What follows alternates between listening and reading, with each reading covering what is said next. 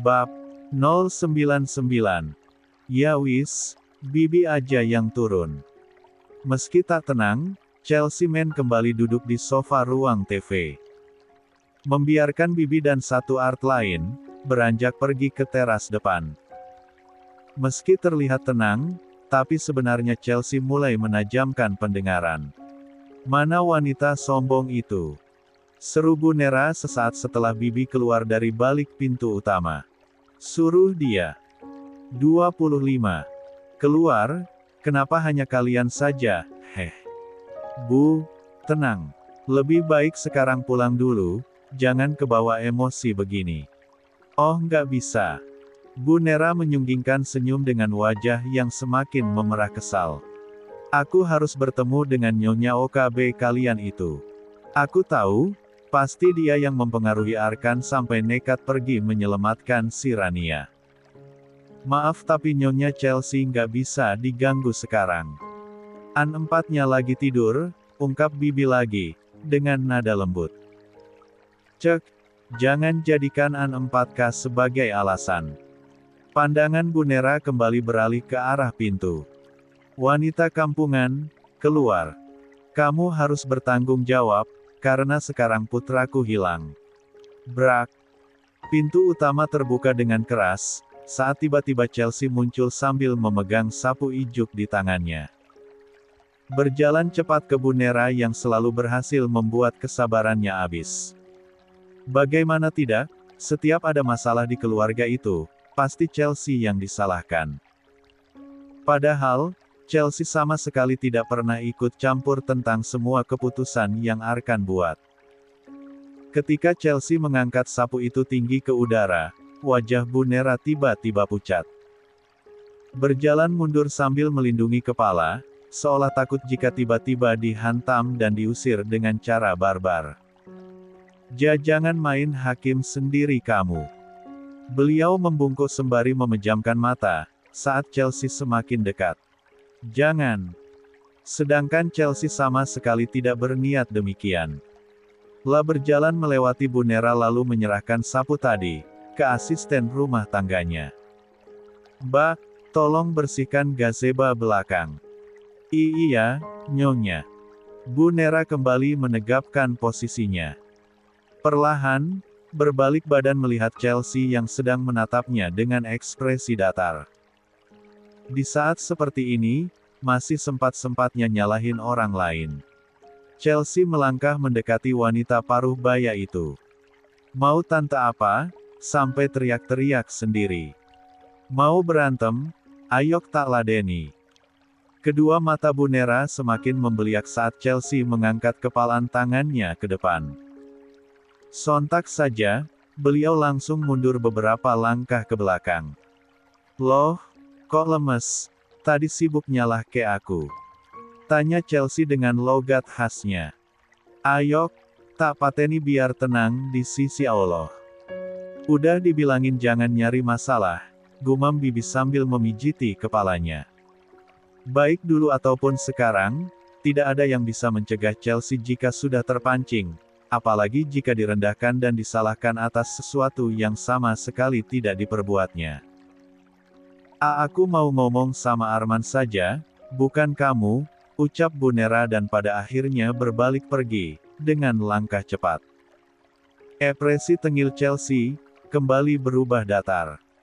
Berdiri sambil berkacak pinggang saat memandang kepergian Bu Nera. Kapoknya kapan, ya Allah. Matahari beransur redup di ufuk barat, ketika Arkan membuka mata dan mendapati dirinya terbaring di dalam ruangan berdinding kayu seperti bangunan di tempat terpencil.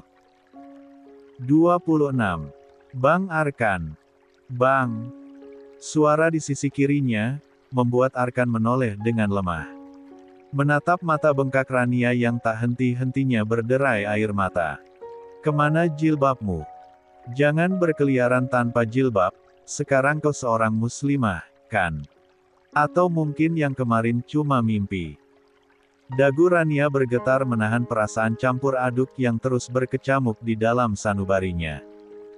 Di samping berangkar ia duduk. Kepalanya kembali menunduk, hingga dahinya bertumpu di dada bidang Arkan. Mendengar suara isak tangis itu, membuat Arkan memberanikan diri mengerahkan sebelah tangannya, menepuk-nepuk punggung Rania, pelan.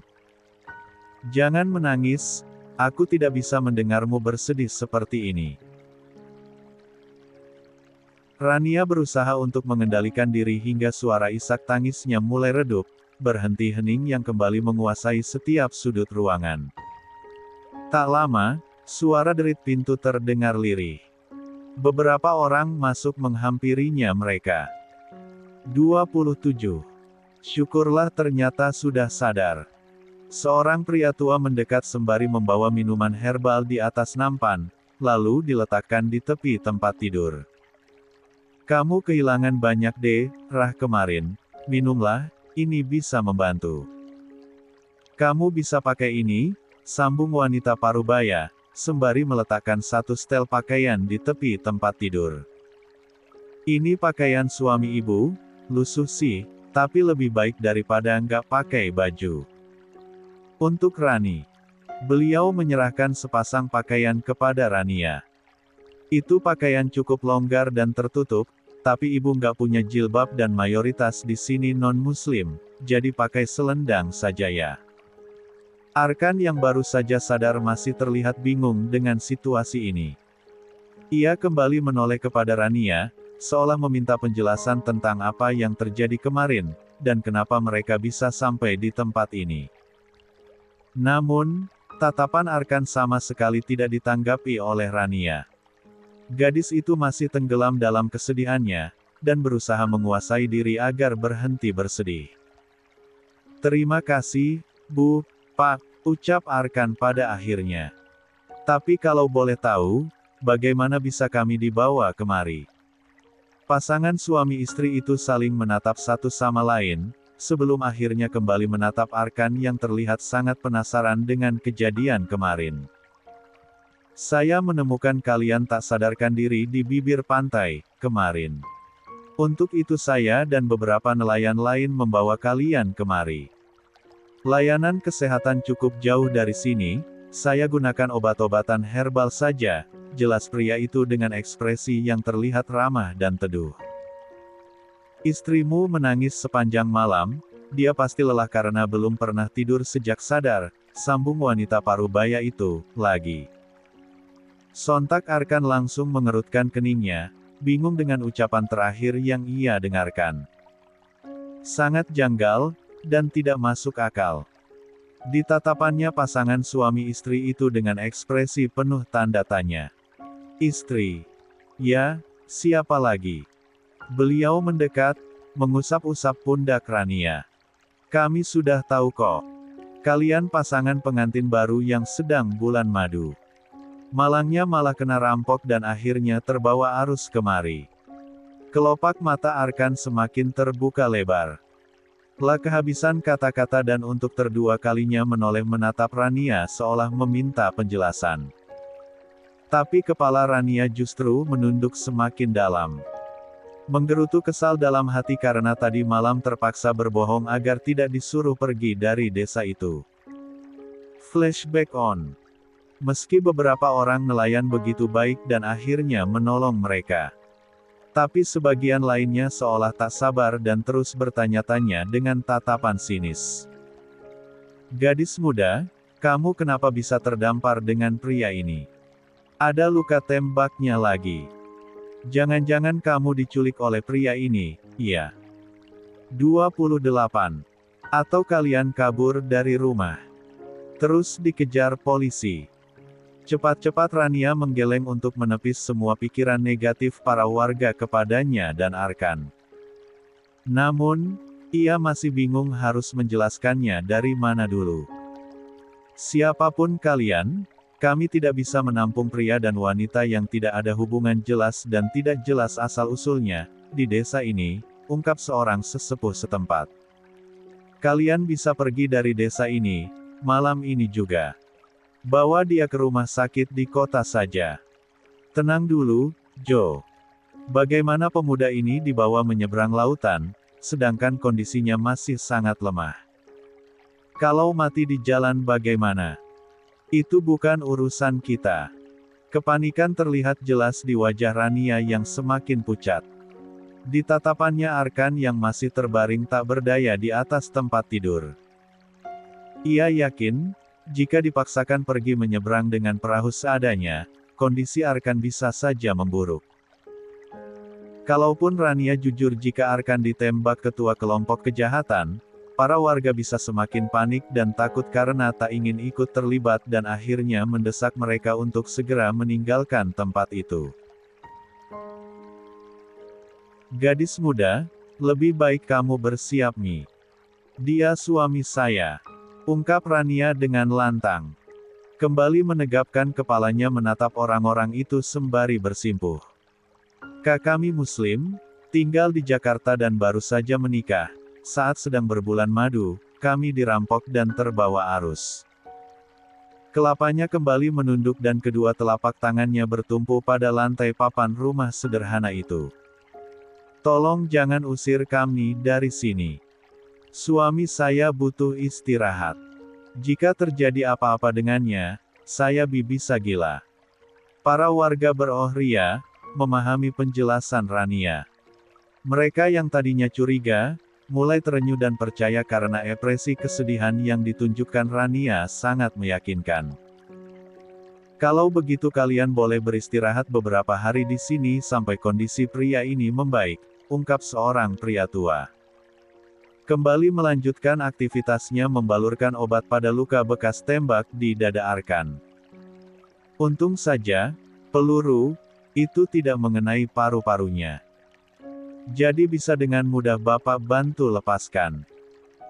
Pria tua itu biasa disebut tabib di pulau tersebut karena keahliannya mengobati segala penyakit dan juga luka berat dengan tumbuhan herbal yang ada di sekitaran pulau, serta peralatan penunjang lainnya. Baiklah kalau begitu. Karena semuanya sudah jelas dan tabib sudah bersedia menampung, kamu bisa tinggal beberapa hari di sini sampai kondisi pria itu pulih. Terima kasih. Rania menunduk hormat. Satu persatu, para warga meninggalkan rumah itu. Sedangkan Rania masih duduk bersimpuh di sana, sembari mencengkram erat kedua telapak tangannya. Seumur hidup, mungkin ini adalah kebohongan terbesar yang pernah ia suarakan di hadapan banyak orang. Lah takut akan ada masalah ke depannya, tapi jauh dari itu semua, ia lebih takut terjadi apa-apa dengan Arkan. Fakta mencengangkan yang diungkapkan sang pemilik rumah membuat Arkan tertegun cukup lama. Begitu juga dengan Rania yang memilih duduk di depan jendela kamar. Sekarang mereka hanya berdua saja. 29. Cukup lama, sebelum akhirnya ia memberanikan diri kembali mendekati Arkan. Maaf, saya tidak punya pilihan lain, bingung mau jawab apa. Daripada diusir, saya ngarang cerita saja. Segaris senyum tergambar di wajah Arkan yang saat ini duduk bersandar di kepala ranjang.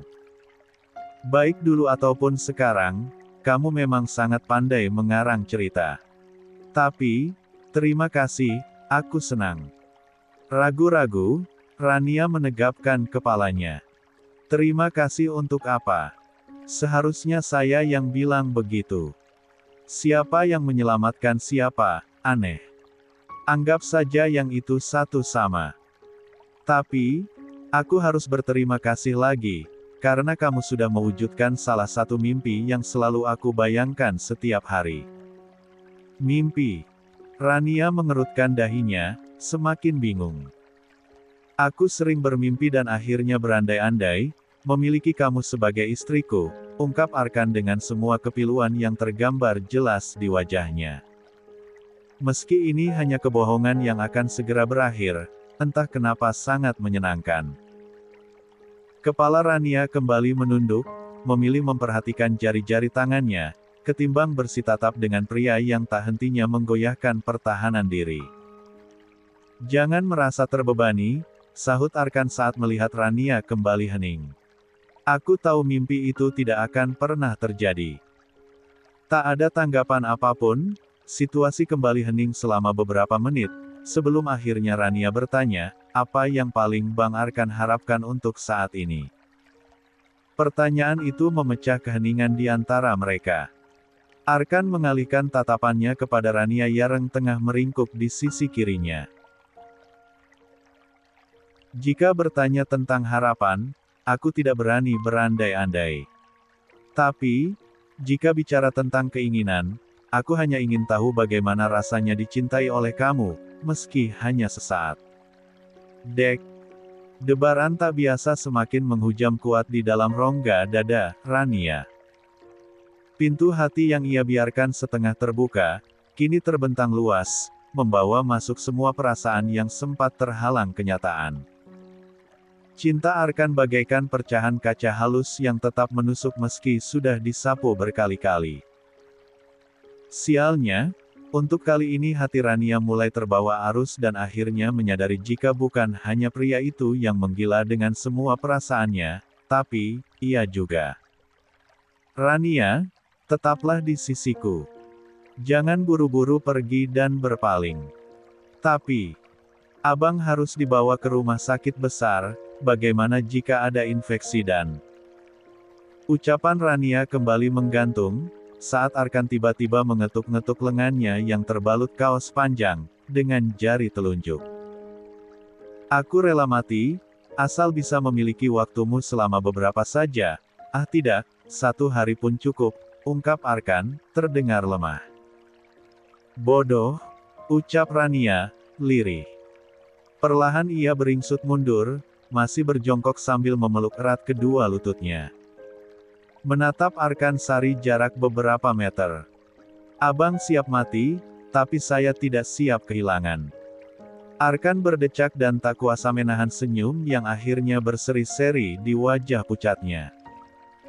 Ia benar-benar menikmati situasi ini, meski ia tahu Arman dan yang lainnya pasti sedang khawatir dan sibuk mencari mereka. Ya, Arman memang sedang sangat sibuk karena tragedi ini. Belum juga menemukan titik pasti keberadaan. 30. Sang adik, ia harus kembali menghadapi masalah lain.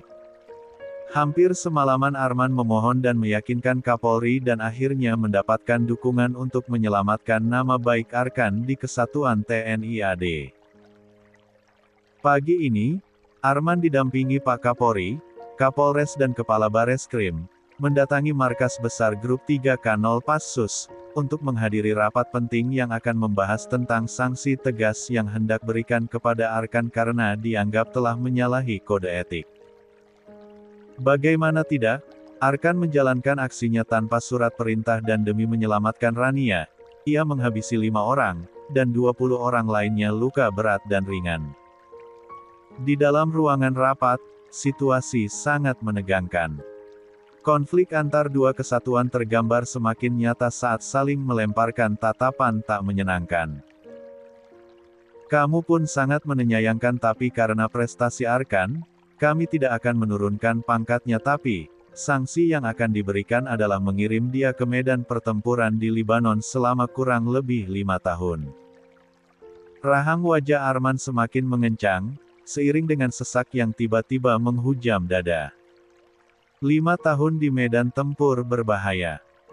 Arman bahkan tidak yakin sepupunya itu bisa pulang dengan selamat, mengingat banyaknya prajurit yang gugur di sana. Saya mohon jangan kirim dia ke sana, pinta Arman.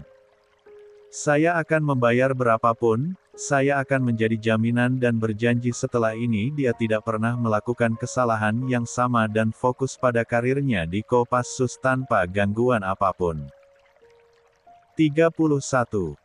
Para petinggi militer itu saling melempar tatapan penuh arti setelah mendengarkan penuturan Arman. Tentunya mereka semua tergiur, tetapi terlalu gengsi untuk mengakui. Arman tidak pernah bercanda dengan tawarannya, sahut Pak Kapolri yang sejak tadi duduk di samping Arman. Lebih baik kita ambil jalan damai. Toh, Arkan berhasil menangkap penjahat kelas kakap. Dia sangat membantu kami dalam menjalankan tugas. Lebih tepatnya dia melakukan ini karena perasaan pribadi, bukan? Sahut seorang anggota Kopassus sembari melemparkan tatapan penuh arti kepada Arman. Apa adik-adik Anda sedang jatuh cinta? hingga rela melakukan hal nekat seperti ini? Pertanyaan bernada ledekan itu cukup membuat wajah Arman memanas, tapi demi menyelamatkan karir Arkan di TNI, ia harus mempertahankan wibawanya. Tolong dipertimbangkan tawaran saya tadi. Situasi ruangan kembali hening.